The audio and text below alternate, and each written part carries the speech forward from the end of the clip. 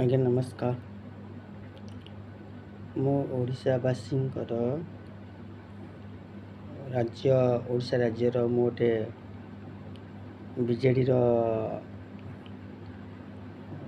କର୍ମକର୍ତ୍ତା ଥିଲି।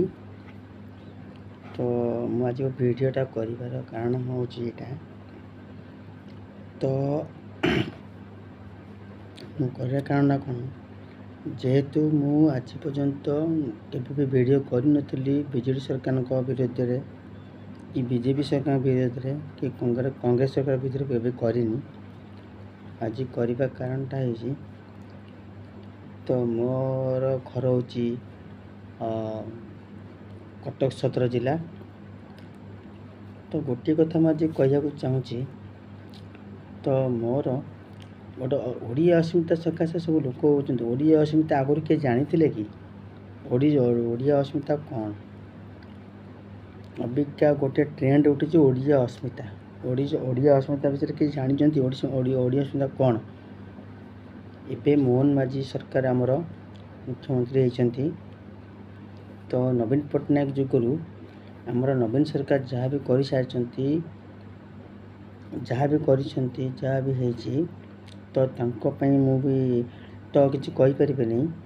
ତ ମୋତେ ଗୋଟିଏ କଥା ଅବିକା କହିବାର ଅଛି, କ'ଣ ପାଇଁ ଓଡ଼ିଆ ଅସ୍ମିତା ସମସ୍ତେ ତ କହୁଛ। ଓଡ଼ିଆ ଅସ୍ମିତାଟେ ମୋତେ କୁହନ୍ତୁ, ଓଡ଼ିଆ ଅସ୍ମିତାଟା କ'ଣ? ସରକାର ବଦଳ ହେଇଗଲା, ସରକାର କେମିତି କରାଯିବ, କ'ଣ ହେବ, ସେଇଟା ମୋତେ କହିବେ। ଟିକେ ଭିଡ଼ିଓରେ ଲାଇକ୍ କରିବେ, କହିବେ। ମୋର ଗୋଟିଏ କଥା କହିବାର ଥିଲା, କ'ଣ ଏଇ ଯେଉଁ ବିଜେପି ସରକାର ଅବିକା ଆସିଛି, ମୋହନ ମାଝୀ ଆମର ମୁଖ୍ୟମନ୍ତ୍ରୀ ହେଇଛନ୍ତି। ମୋହନ ମାଝୀ ମୁଖ୍ୟମନ୍ତ୍ରୀ ତାଙ୍କୁ ଯିଏ ବସେଇଛନ୍ତି, ତ ଏଇଟା ରିମୋଟ୍ଟା କେଉଁଠି ଅଛି? ମୋହନ ମାଝୀ ଯେଉଁ ବସେଇଛନ୍ତି, ମୋହନ ମାଝୀଙ୍କୁ ମୁଖ୍ୟମନ୍ତ୍ରୀ କରିବାର ତାଙ୍କର କିଛି ଆପଣଙ୍କର ଅଭିଜ୍ଞତା ଅଛି? ତାଙ୍କର କିଛି ଅଭିଜ୍ଞତା ଅଛି ଯେ ଦେଶ ରାଜ୍ୟ ଚଳିବା ପାଇଁ? ଯଦି ରାଜ୍ୟ ଚଳିବା ପାଇଁ ଅଭିଜ୍ଞତା କିଛି ଅଛି, ତାଙ୍କୁ ବସେଇଛନ୍ତି। ଆମ ପ୍ରାଇମ୍ ମିନିଷ୍ଟର ବସେଇଛନ୍ତି, ନରେନ୍ଦ୍ର ମୋଦି ବସେଇଛନ୍ତି। ଠିକ୍ ଅଛି, ଭଲ କଥା। 5 ବର୍ଷ ଶାସନ କରିବେ। ସେ କରିବେ କି ନ କରିବେ, କ'ଣ କରିବେ, ସେ ତ ବଡ଼ କଥା। କିନ୍ତୁ ଗୋଟିଏ କଥା ମୁଁ ଆପଣଙ୍କୁ କହୁଛି, ମନେ ରଖିଥାନ୍ତୁ, ଏ ସରକାର ବିଗତ ଦିନରେ ଆପଣଙ୍କୁ କେତେ କାମ କରିବେ, କ'ଣ କରିବେ। ଯେଉଁ BSK କାର୍ଡ଼ ଯୋଜନା ଅନ୍ତର୍ଭୁକ୍ତ ବନ୍ଦ ହେଇଗଲା, ଅଇକା ଚାଲିବ ଆୟୁଷ୍ମାନ ଯୋଜନା ଚାଲିବ। ଆୟୁଷ୍ମାନ ଯୋଜନାରେ ମୁଁ ଶୁଣା ପାଉଛି, ଆୟୁଷ୍ମାନ ଯୋଜନାରେ ତାଙ୍କର ଅନ୍ତର୍ଭୁକ୍ତ ଯେଉଁମାନଙ୍କର କିଛିଟା କ୍ରାଇଟେରିଆ ଅଛି, ସେଇଟା ସିଏ କଲେ ସେମାନେ ଆୟୁଷ୍ମାନ ଯୋଜନା କାର୍ଡ଼ର ଅନ୍ତର୍ଭୁକ୍ତ ହେବେ। ଠିକ୍ ଅଛି, କିନ୍ତୁ ନବୀନ ସରକାର ସେଇଟା ନଥିଲା। ସବୁ ଗରିବ ମଧ୍ୟବିତ୍ତ ପରିବାର ସମସ୍ତେ ପାଉଥିଲେ। ତ ମୁଁ ଗୋଟିଏ ଯୋଜନାରେ କହୁଛି, ମୋତେ ମୋହନ ସରକାର ଯଦି କରିଛନ୍ତି, ମୋହନ ମାଝୀ କରିଛନ୍ତି, ଏ ଯେଉଁ ଯୋଜନା କରୁଛନ୍ତି PM ରିମୋଟ୍ କଣ୍ଟ୍ରୋଲଟା ଚାଲିଛି, କାହା ମଧ୍ୟରେ ଚାଲିବ? ମୋହନ ମାଝୀ ସରକାରକୁ ବସେଇଲେ, ଧର୍ମେନ୍ଦ୍ର ପ୍ରଧାନ ତାଙ୍କ ଇଏଟାକୁ ଚଲେଇବେ କି ପ୍ରାଇମ୍ ମିନିଷ୍ଟର ଚଲେଇବେ, ନରେନ୍ଦ୍ର ମୋଦି ଚଲେଇବେ। ଆପଣମାନେ ଯଦି ଖୁସି ଅଛନ୍ତି ମୋତେ କମେଣ୍ଟରେ ଦେବେ। ଆପଣମାନଙ୍କୁ ଯଦି ଭଲ ଲାଗୁଛି ମୋହନ ମାଝୀ ସରକାର, ଭଲ କଥା। ଯଦି ନବୀନ ପଟ୍ଟନାୟକ ସରକାର ବିଗତ ଥିଲେ 2024 ଯେଉଁ 4 ତାରିଖ ଓହରି ଯାଇଛନ୍ତି, ଆମର ବିଜେଡ଼ି ସରକାର ଭାଙ୍ଗିଛି, ତ ଭଲ କଥା। ମୁଁ ବି ବିଜେଡ଼ି ସରକାରକୁ ଇଏ କରୁଛି। ଯଦି ଆପଣଙ୍କୁ ଯଦି ଭଲ ଲାଗୁଥିବ, କେଉଁ ସରକାର ଆପଣଙ୍କୁ ଭଲ ଲାଗୁଥିଲା, ଏବେ ସରକାର ଅଛି 5 ବର୍ଷ ସେ କରିବେ, ତାଙ୍କ ସରକାର ଭିତରେ କ'ଣ ସବୁ ଅଦଳ ବଦଳ ହେବ, କ'ଣ ନାହିଁ, ସେଇଟା ଆପଣମାନେ ଡିସାଇଡ଼୍ କରିବେ। କେଉଁଟା ଆପଣଙ୍କୁ ଭଲ ଲାଗୁଛି? ମୋହନ ମାଝୀ ସରକାର ଭଲ ଲାଗୁଛି ଏବେ ଲାଗୁଛି କି ଆଗରୁ ନରେନ୍ଦ୍ର ମୋଦି ଆମର ଆପଣଙ୍କର ମୁଖ୍ୟମନ୍ତ୍ରୀ ନବୀନ ପଟ୍ଟନାୟକ ସରକାର ଭଲ ଲାଗୁଛି?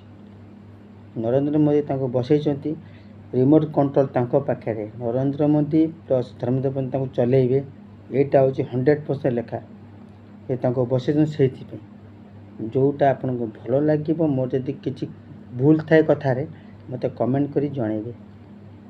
କିନ୍ତୁ ଏବେ ଆପଣଙ୍କୁ ମୁଁ ଗୋଟିଏ କଥା ବିନମ୍ର ଅନୁରୋଧ କରୁଛି, ଏ ବିଜେପି ସରକାର ଯେଉଁ କଳା ଆମର ନବୀନ ପଟ୍ଟନାୟକ ସରକାର ଯେଉଁ ଚଲାଉଥିଲେ, ଯାହା ବି କରୁଥିଲେ ଓଡ଼ିଶାବାସୀଙ୍କୁ ବଞ୍ଚେଇକି ରଖିଥିଲେ, ଇଏ ସରକାର ପୁରା ଆପଣଙ୍କୁ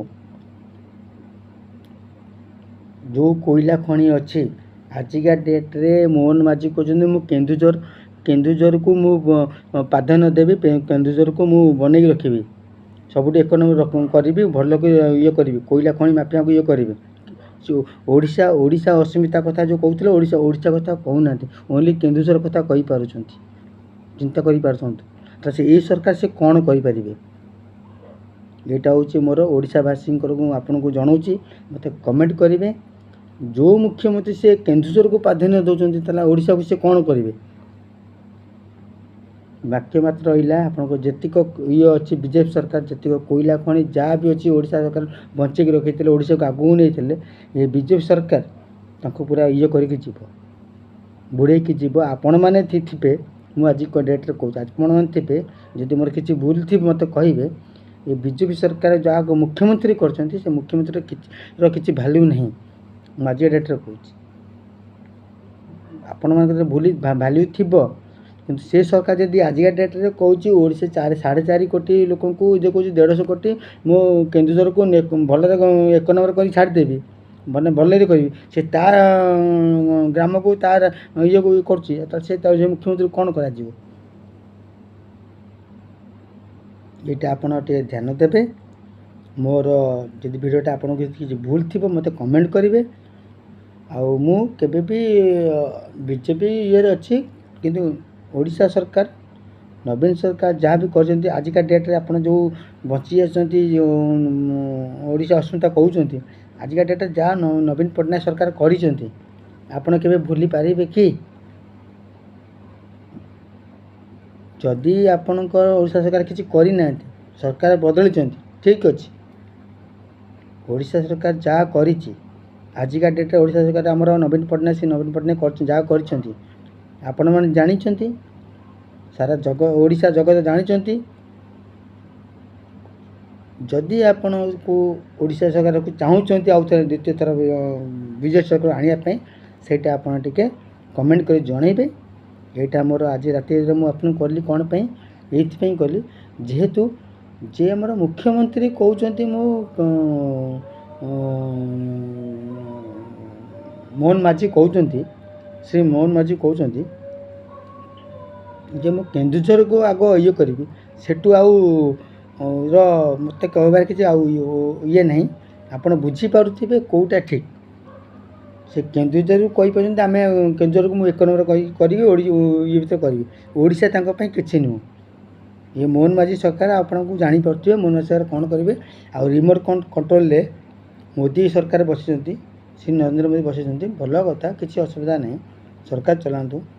ଓଡ଼ିଶାର ବିଗତ ଲୋକଙ୍କୁ ଦେଖନ୍ତୁ, ଲୋକଙ୍କର କେଉଁ ଅସୁବିଧା ଅଛନ୍ତି କ'ଣ ତାଙ୍କୁ ଦେଖନ୍ତୁ, ସେଇଟା ଖୁସିରେ ଲାଗିବ, ସେଇଟା ଭଲ କଥା। ଏତିକି ଆପଣଙ୍କୁ ଏତିକି ଜଣେଇଲି। ଆପଣ କମେଣ୍ଟ କରିବେ, ଯେଉଁଟା ମୋର ଭୁଲ ଥିବ ମୋତେ ଜଣେଇବେ, କେଉଁଟା ଆପଣଙ୍କୁ ଭଲ ଲାଗୁଛି। ନରେନ୍ଦ୍ର ମୋଦି ସରକାର ଆପଣଙ୍କୁ ଭଲ ଲାଗୁଛି ନା